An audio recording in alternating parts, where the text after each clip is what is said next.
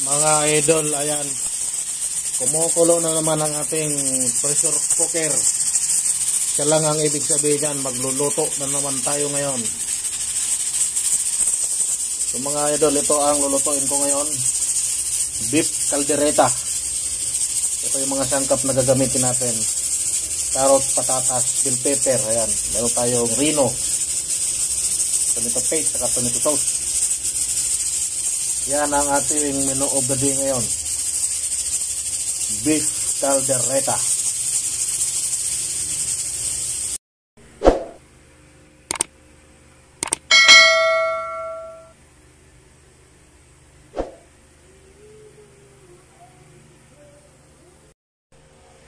So mga idol, mag-umpisa na tayo magluto.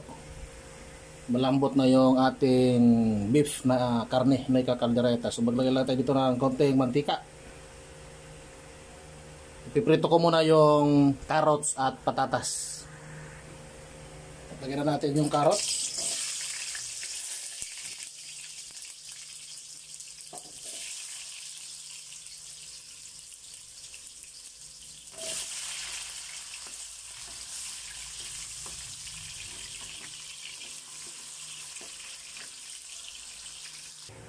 Sunod naman natin ang patatas.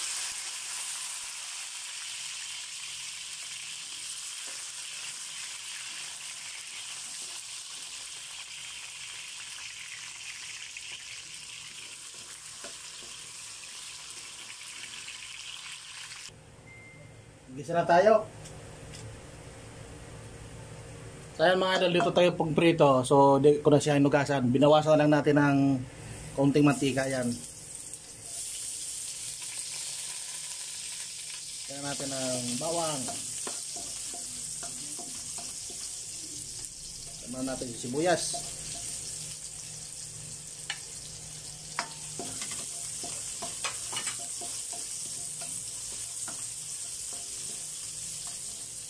Lalagay na si tomato sauce.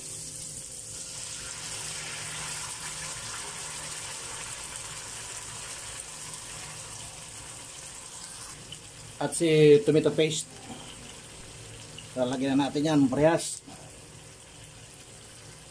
Lagyan na rin natin si beef cubes. Yan, halo-haloy natin yan. At lalagyan ko na siya ng broth, yung sabaw nung pinagkuluan natin ng tubig.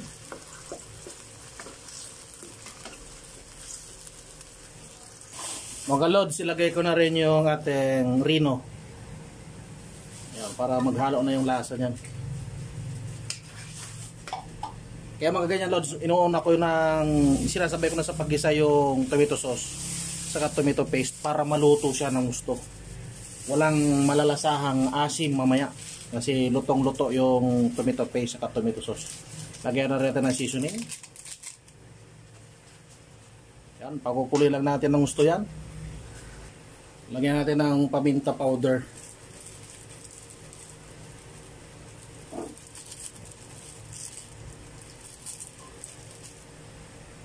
So ngayon mga lods, sasabay-sabay na natin ng lagayan kasi yung karne malambot naman na yun na. So lagyan na natin itong bell pepper, itong ating patatas at saka carrots, at siyempre ito na yung ating beef. Ayan, palambot ko siya, na pressure cooker natin yan.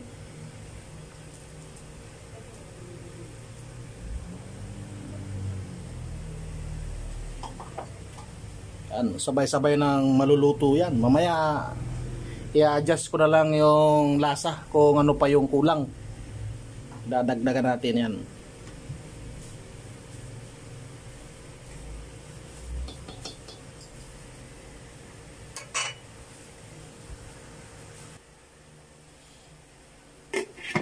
Takpan natin mga lods para mabilis kumulo.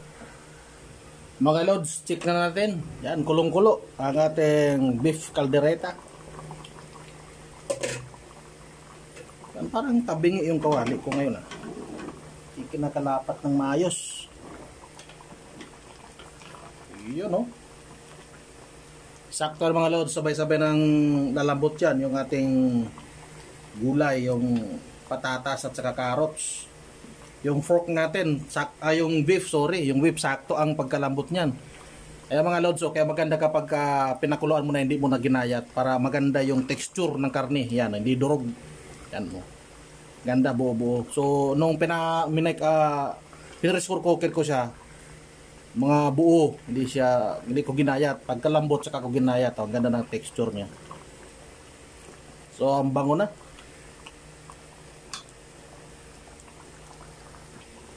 So mga loads, kukuha ko na to. Titimplahan ko na. I-adjust ko na kung ano pa yung kulang.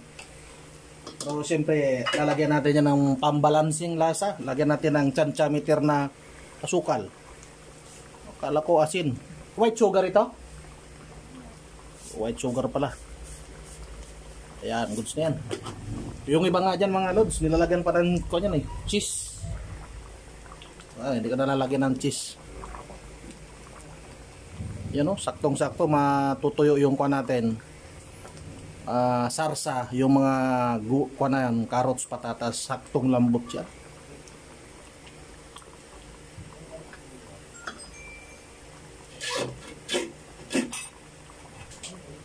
Tikman natin mga idol kung ano pa ang kulang para ma-adjust na natin.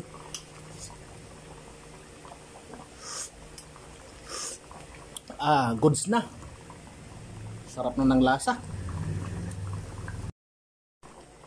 Ito na ang final natin. Ayan, goods na. Saktong-sakto na yung sarsa niya. At ang ganda ng pagkalambot ng mga kuha natin. Karne at saka yung patatas at saka carrots pala. Sorry, nagkaganda buhol-buhol na si Big Boy. Nagugutom na kasi. Yan, saktong-sakto na yung sarsa natin eh.